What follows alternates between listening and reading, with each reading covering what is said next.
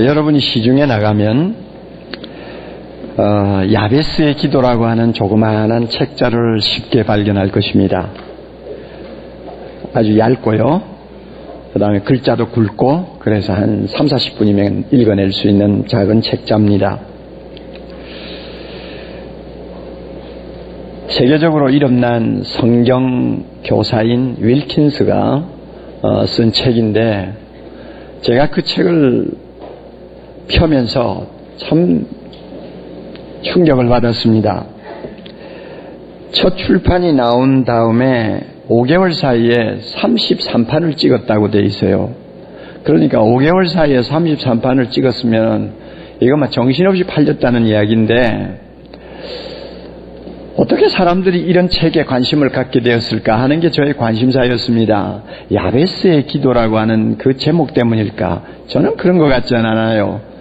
야베스라고 하는 그 이름을 알만한 사람이 몇 명이나 될까요? 신학교에서 성경을 전공한 사람 그리고 매일 성경을 읽는 교역자들도 야베스 하면 처음에 누굴까 하고 고개를 갸우뚱할 정도의 아주 희소한 이름입니다. 성경에 보면 야베스라고 하는 사람은 꼭 한 사람이 있어요. 그리고 그 사람의 이름은 한 번 등장했다가 사라져버립니다. 다시는 나오지도 않아요. 그러니까 한 사람의 이름이고 한 번 잠깐 나왔다가 사라진 사람의 이름이 사람들의 마음에 사람들의 관심을 끌었다. 저는 그렇게 보지 않아요. 그럼 무엇이 이 책으로 하여금 사람들의 관심을 끌게 만들었을까? 제가 그 제목 밑에 있는 부제를 보았어요. 조그만하게 이렇게 쓰여 있었습니다. 내 삶을 기적으로 채우는 기도의 원리 이렇게 적어놨어요. 아마 이것 때문에 사람들이 많이 사보았구나 하는 생각을 하게 됐습니다. 내 삶을 기적으로 가득 채우는 기도의 원리를 가르쳐 주었다. 그러니까 그 기도의 원리를 알고 싶으면 이 책을 사라. 아마 그것이죠. 상당히 제가 볼 때는 상술도 대단하다고 봅니다. 저는 그 책을 읽으면서 또 은혜를 받았습니다. 여러분들도 한번 읽어보시면 좋겠는데 그러나 저자가 그 책에서 이야기하는 내용에 전적으로 공감은 하지 않습니다. 야베스의 기도가 오늘 우리가 읽은 이 본문에 나오는데 이 본문을 해석하면서 너무 비약하고 있다 하는 생각을 제가 떨쳐버리지를 못합니다.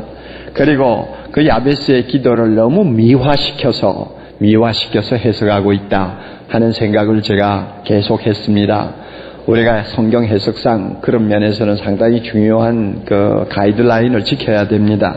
왜 제가 그렇게 저자가 해석하는데 공감을 못하는 부분이 있었는가 하면 야베스라고 하는 사람을 보는 시각의 차이 때문입니다. 야베스는 오래전 고대 사회의 이스라엘 족장 중에 하나입니다. 그 사람은 오늘 우리처럼 성령의 충만함을 아는 사람이 아니에요. 예수 그리스도의 십자가의 은혜를 깊이 체험한 사람도 아니에요.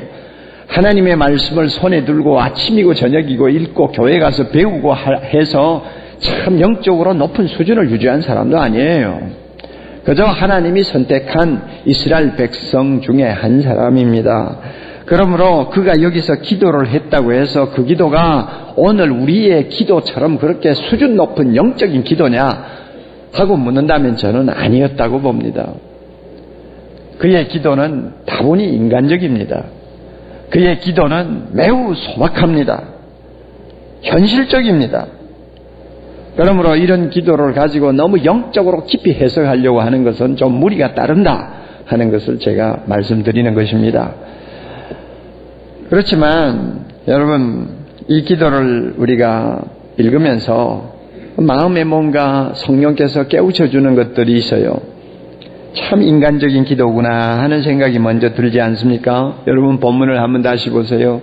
원컨대 주께서 내게 복의 복을 더하사 나의 지경을 넓히시고 주의 손으로 나를 도우사 나를 환난에서 벗어나 근심이 없게 하옵소서.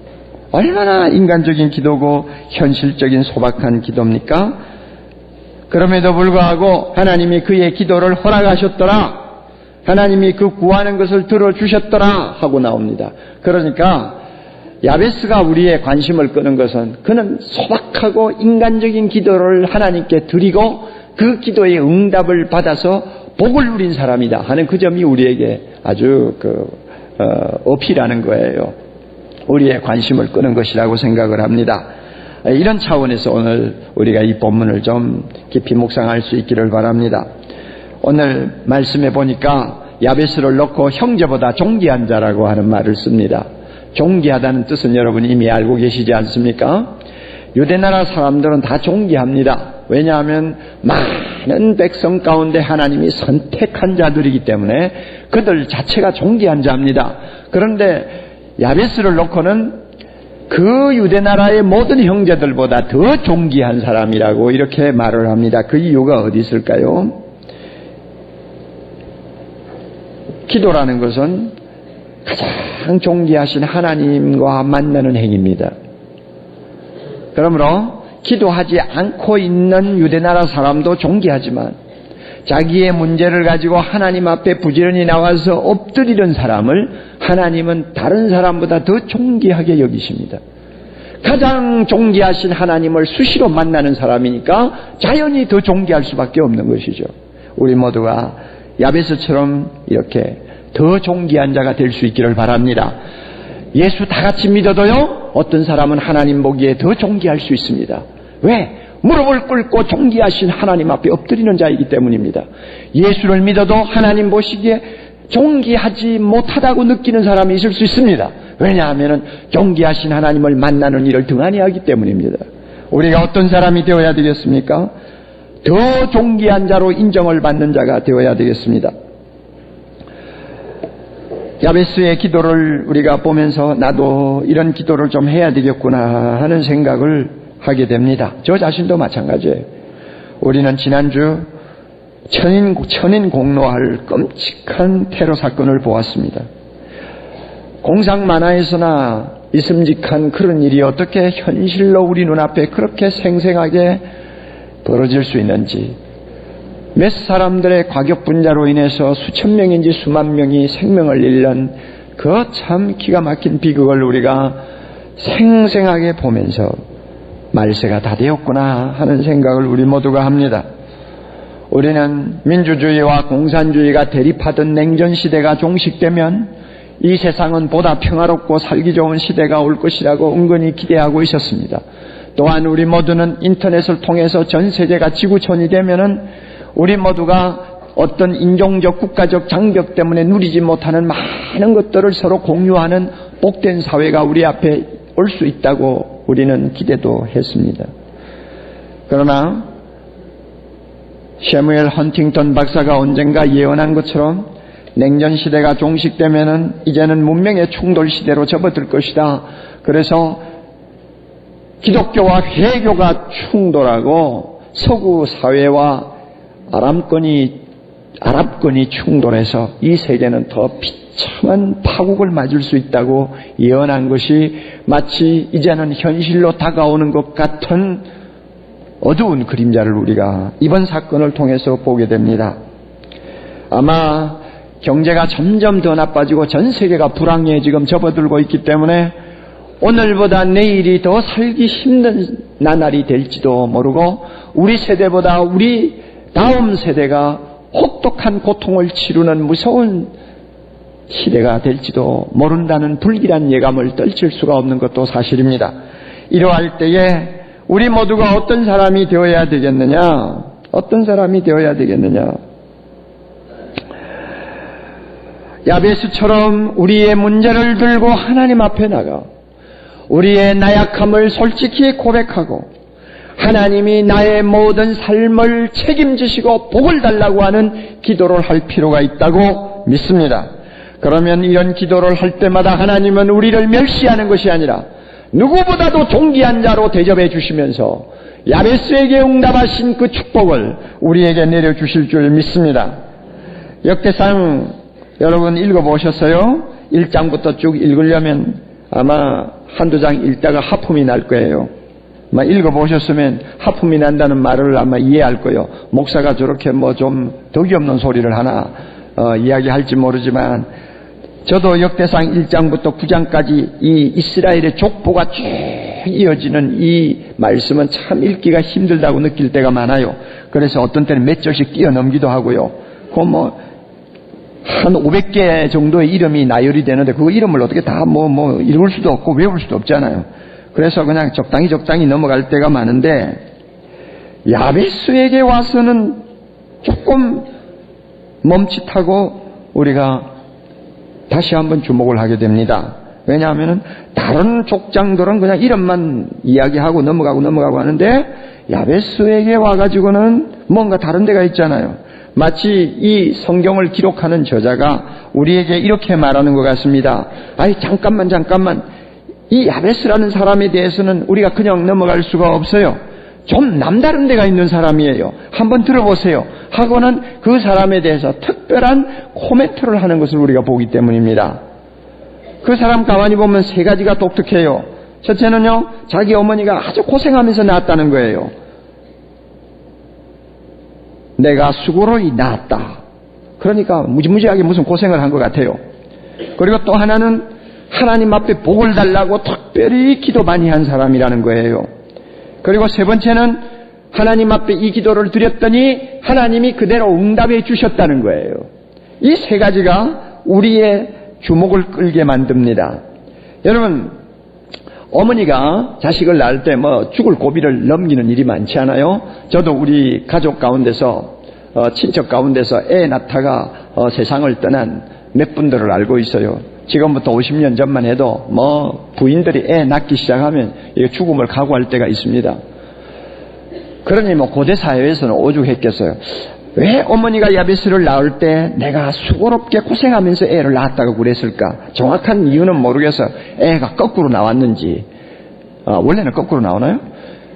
아마 다리부터 먼저 나왔는지, 아니면은 애를 낳기 전에 아버지가 갑자기 세상을 떠나셨는지, 아니면은 이 애를 임신하고 나서 집안에 도무지 이것저것 도무지 이거는 감당할 수 없는 어떤 우환이 덮쳤는지, 하여튼 이 애 때문에 내가 고생 꽤 하는구나 하고 어머니가 생각을 했던 것 같아요. 그래서 애를 낳을 때 참 고생 중에 이 아이를 낳았다 하는 생각을 한 것 같습니다. 그런데 그 정도면 좋겠는데, 이 어머니는 자기가 얼마나 고생하면서 이 아이를 세상에 내놨는지를 애가 평생 잊지 않기를 원했습니다. 어머니 치고는 별 어머니가 다 있어요. 그래가지고 이름을 야베스라고 지었어요. 야베스 하는 말은 고생이라는 말이에요. 고통이라는 말입니다. 미스터 페인이라고 이름을 지은 거예요. 그러니까 애 이름을 고통이라고 지어놨는데 이거 결코 좋은 이름이 아니잖아요. 아무리 참 그 고통을 자식이 꼭 기억해 주기를 바란다고 할지라도 유대 나라에서 애 이름까지 그렇게 짓는 것은 좀 무리수가 따를 수밖에 없어요. 왜 그런가 하면 유대 나라에 보면요, 이름이 팔자를 정하고 팔자 때문에 운명이 달라지는 사람들이 참 많거든요. 예를 들면은 성경에 룻기서라는 아주 작은 성경책 있지 않습니까? 거기에 주인공이 룻기라고 하는 그 여성입니다. 그런데 그 룻기의 시어머니가 되는 나오미가 이민 갔다가 애 둘을 낳았습니다. 아들 둘을 낳았는데 하나는 말론이라고 하고 하나는 기련이라고 이름을 지었습니다. 그런데 큰아들 마련이 아마 태어날 때부터 몸이 몹시 약했나 봐요. 그래서 왜 말론이라고 지었느냐, 말론의 뜻은 허약하다는 뜻이에요. 허약하다, 보니까 참 허약하다, 이런 말론이라고 하자. 그 다음에 둘째 놈을 낳았는데 가만히 보니까 너무 수척해요. 그래서 기련이라고 지어서, 기련이라는 뜻은 수척하다는 말입니다. 그래서 애 두 놈을 허약하다, 수척하다 그렇게 지어놓으니 그게 잘 될 리가 없죠. 그래서 애가 자라가지고 나중에 결혼을 했는데, 큰애 결혼해가지고 얼마 안 돼서 아들도 없이 그냥 남편이 요절을 했습니다. 둘째 놈 결혼시켰더니 또 얼마 안 돼가지고 자손 하나 남기지 않고 그냥 가버렸어요. 그 이름이 운명을 아마 결정한 것 같은 그런 느낌을 우리가 받습니다. 솔로몬이라는 이름은 무슨 뜻입니까? 평화. 그러니까 한평생 전쟁 한번 치르지 않고 팔자 좋은 인생 살다가 간 사람 아닙니까? 그 참 이름이라는 게 그만큼 중요해요. 그러니까 아들을 낳아서 고통이라는 이름을 지어준다는 것은 그거 참 좋은 거 아닌 것 같아요. 차라리 오카놈 하면 무슨 뜻인지도 모르게 오히려 지어주고 부르는 그게 낫지. 그 이름 부를 때마다 미스터 페인, 고통 자꾸 느끼게 만드는 거 별로 좋은 거 아닌 것 같아요. 그러니까 야베스가 어릴 때는 몰랐지만은 점점 성장하면서 그 이름이 항상 자기 내리 속에서 무언가 불길한 생각을 갖도록 만들었던 것이 사실이에요. 나는 이 이름대로 살다가 말아야 될 팔자인지 모르겠다. 나는 이 이름 때문에 평생 고생하다가 아마 인생 끝낼지 모르겠다는 어떤 불길한 생각이 계속 그를 따라잡았을지 모릅니다. 게다가 그의 눈앞에 있는 환경이 그렇게 썩 좋은 환경은 아니었던 것 같아요.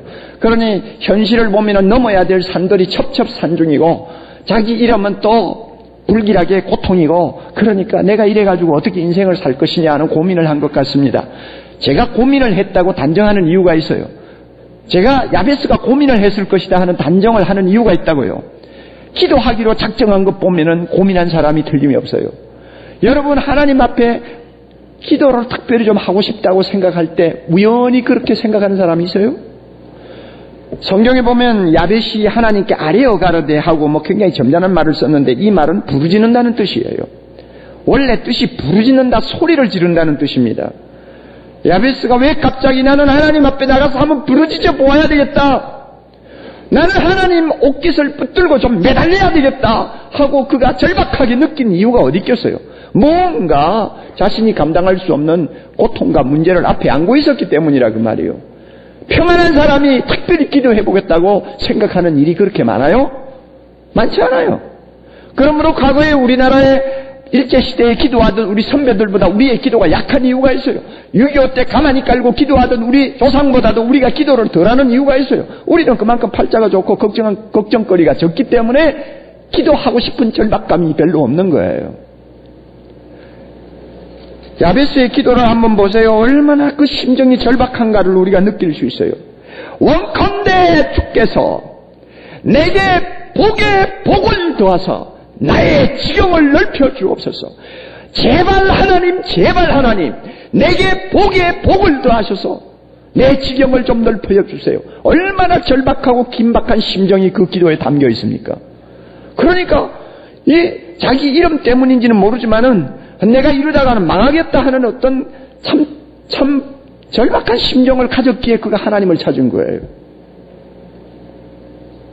어머니는 나에게 고통을 물려주었지만 하나님은 나의 고통을 바꾸어 복으로 전환시킬 수 있다는 그의 믿음이 있었습니다. 조상은 나에게 복을 안겨주지 못했지만은 내가 나의 고통을 들고 하나님 앞에 나가서 부르짖기만 하면 전능하신 하나님, 자비로우신 하나님은 나의 고통을 바꾸어 복으로 나에게 안겨주실 수 있다고 하는 믿음이 그에게 있었던 것이 틀림이 없습니다. 그래서 하나님 앞에 나가기만 하면 내 운명도 하나님은 바꾸어 주신다 하는 그의 믿음이 작용한 것이 틀림이 없습니다. 여러분, 이런 야베스의 자세에서 우리가 배워야 되지 않겠어요? 우리 모두는 이름까지 고통이라고 지어놓은 사람은 없어요. 이름은 다 좋은 이름을 우리 모두가 갖고 있습니다. 그러나 우리의 삶을 돌이켜보면 우리의 삶은 여기저기에 고통으로 얼룩져 있고 고통으로 갈기갈기 찢어져 있습니다.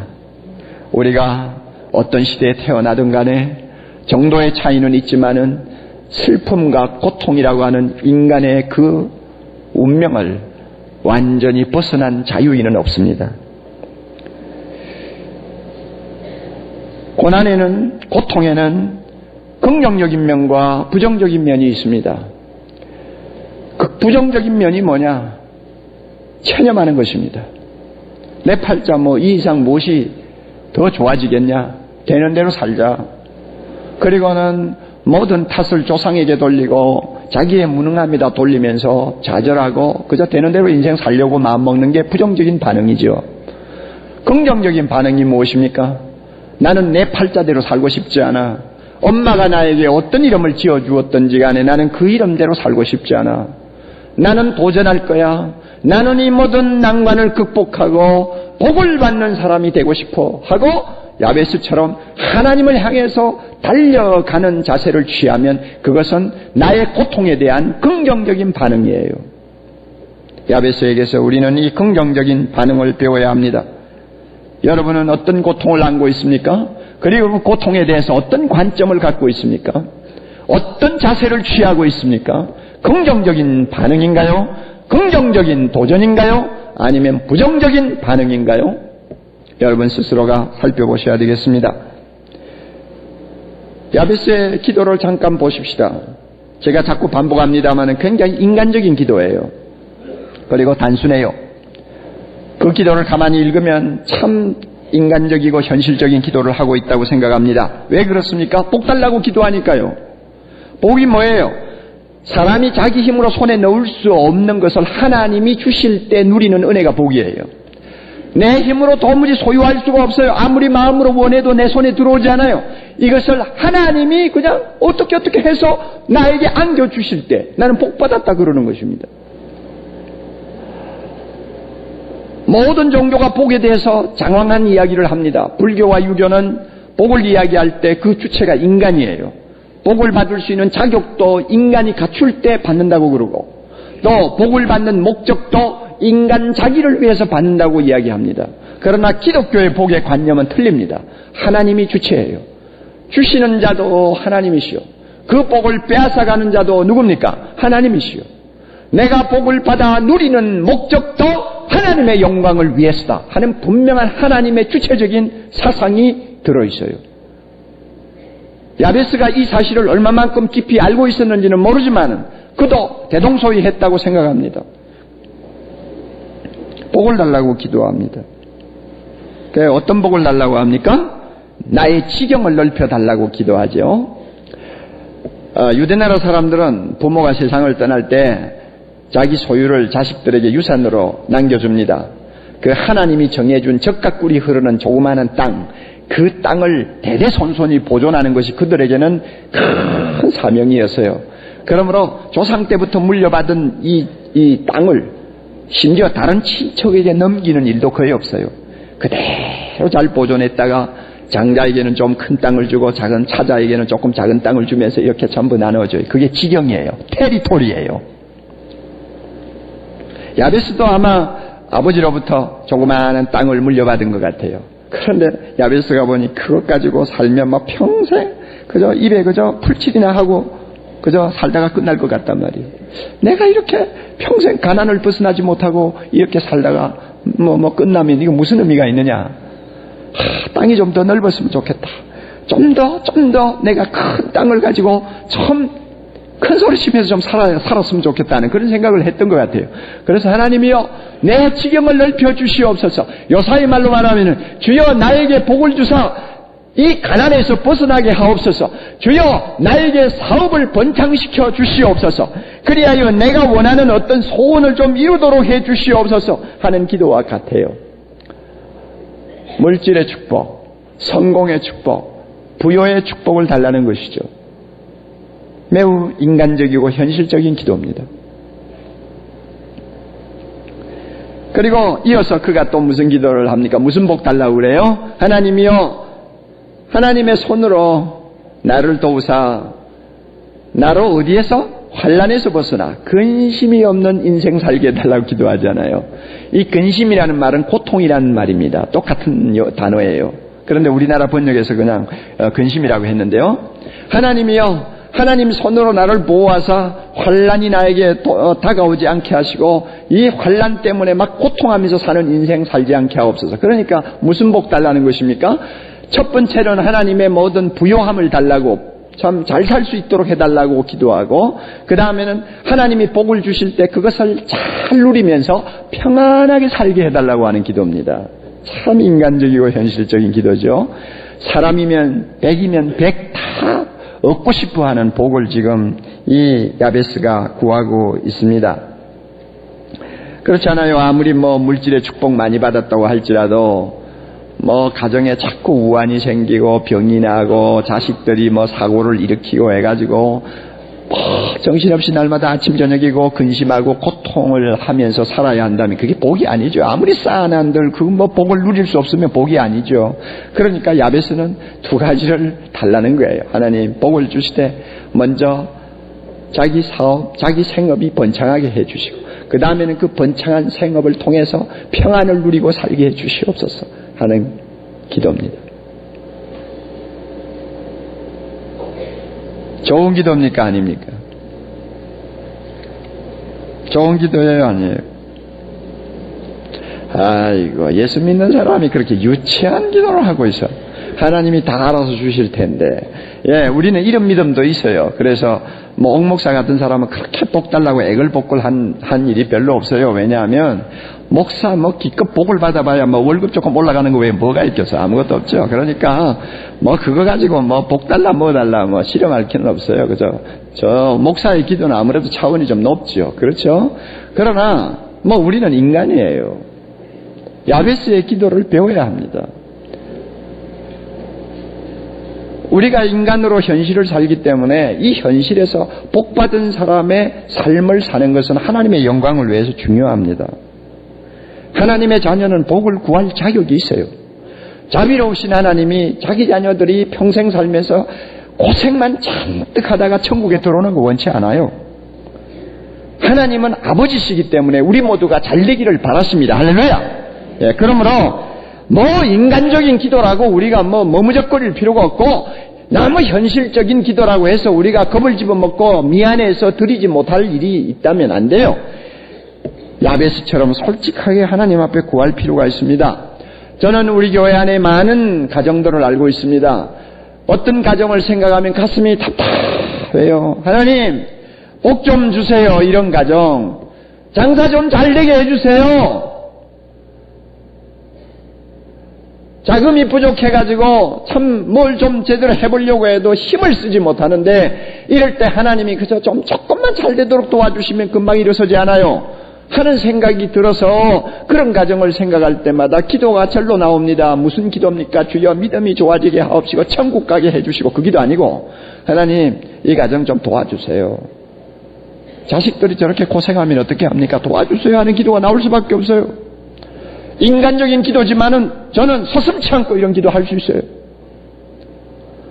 지방에서 잘 살지도 못하는 가정이지만은 머리가 좋아가지고 서울로 대학에 유학 온 많은 학생들이 우리 교회에 있어요. 등록금 때만 되면은 등록금 마련하느라고 밤잠을 못 자고 고민하는 학생들이 있어요.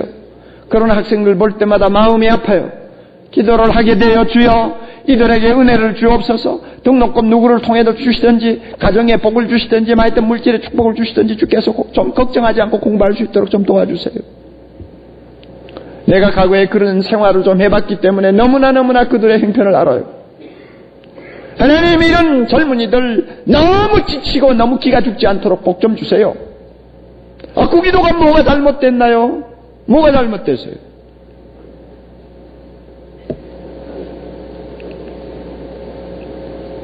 어떻게 보면 우리가 구하지 아니해서 하나님이 주시는 복을 누리지 못하는 일도 있을 수 있습니다.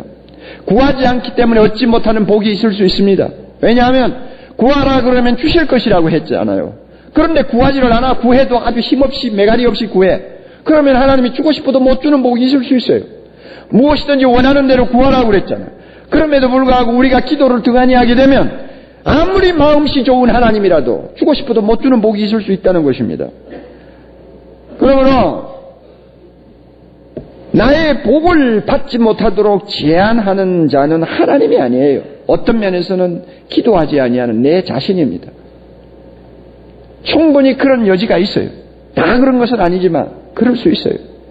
그러므로 우리 모두가 야베스처럼 전 복을 받기 위해서 하나님의 옷자락을 붙들고 기도할 필요가 있습니다.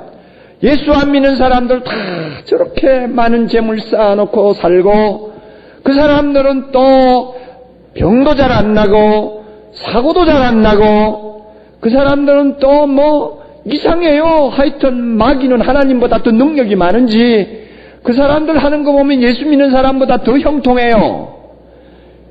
그러니까 시편 저자들처럼 잘못하면 우리가 시험에 든단 말이에요. 그런 꼴을 날마다 우리가 보고 살아서는 안 됩니다. 하나님의 자녀가 하나님의 자녀답게 이 세상에서 복을 누리는 것은 하나님이 원하시는 일입니다. 할렐루야. 아브라함이 그랬어요. 이삭이 그랬어요. 야곱이 그랬어요. 요셉이 그랬어요. 특별한 사항이 아닌 이상은 하나님께서 주시는 인간적인 축복들이 있습니다. 우리 교회에 나오시는 많은 성도들 중에는 이런 복을 받아서 가정적으로 하나님께 영광을 돌리는 경우들이 많이 있어요. 그러나 많은 경우는 아직도 이와 같은 은혜를 모르고 신앙생활하는 분들도 있어요. 이것은 기복신앙이 아닙니다. 기복신앙은 다른 데 있어요. 복 자체가 목적이 되어버릴 때 그것이 기복신앙이죠. 그러나 우리가 이 세상을 살 때 필요한 복을 달라고 하는 것은 잘못된 것 아닙니다. 야베스의 기도를 들으시고 하나님이 응답하셨습니다. 야베스의 기도를 들으셨다면 하나님이 우리 기도 안 들으실 리가 없죠. 하나님이 뭐라고 하셨어요? 자기 아들을 아끼지 아니하시고 우리 모든 사람을 위하여 내어주신 하나님이신데 어찌 그 아들과 함께 모든 것을 은사로 주시지 않겠느냐, 어찌 그 아들과 함께 모든 것을 복으로 주시지 않겠느냐 약속하셨는데 하나님이 안 주실 리가 없죠. 우리가 간절하게 구하면 받을 수 있을 줄 믿습니다. 가난하다고 실망하지 마세요. 긍정적으로 도전하세요. 일이 잘 안 된다고 주저앉지 마세요. 긍정적으로 야베스처럼 도전하세요. 하나님은 우리 기도 들으십니다. 우리가 여기서 머물면 안 됩니다. 한 가지 더 깨달아야 될 진리가 있습니다.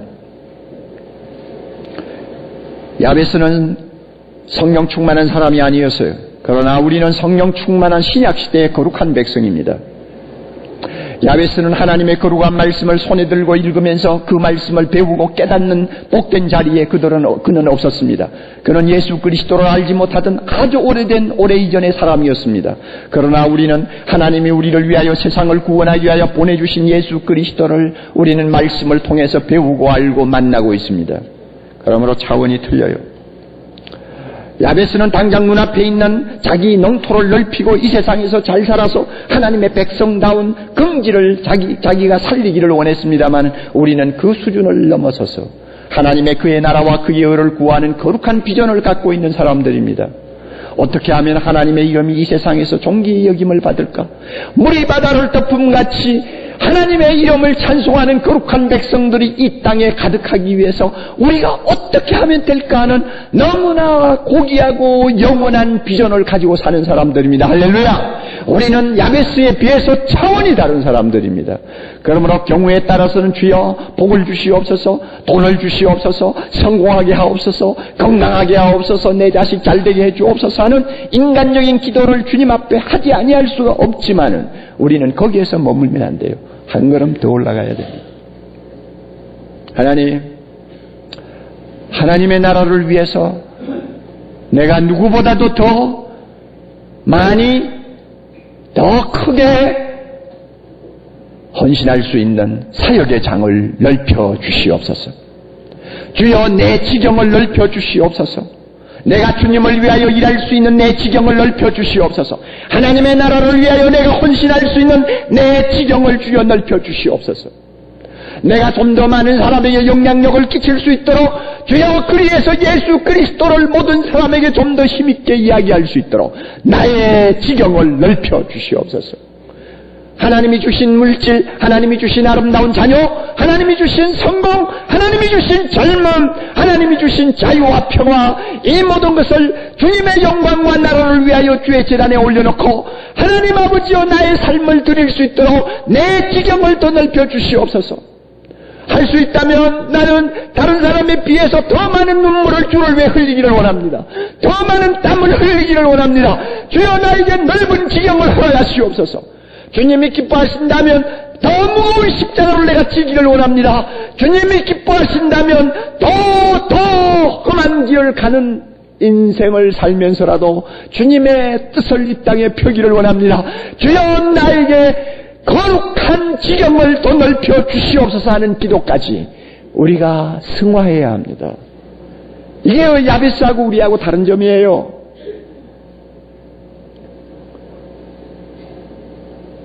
하나님의 백성은 사람들 보기에 가장 작은 자일지라도 천을 이루고 가장 약한 자처럼 보일지라도 강국을 이루는 능력을 가졌다고 했습니다. 그러므로 하나님 나에게 이와 같은 능력을 주셔서 내 지경을 넓히시고 누구보다도 하나님의 영광 위해서 내 짧은 인생 쓰임받게 하옵소서. 내가 가진 물질 쓰임받게 하옵소서.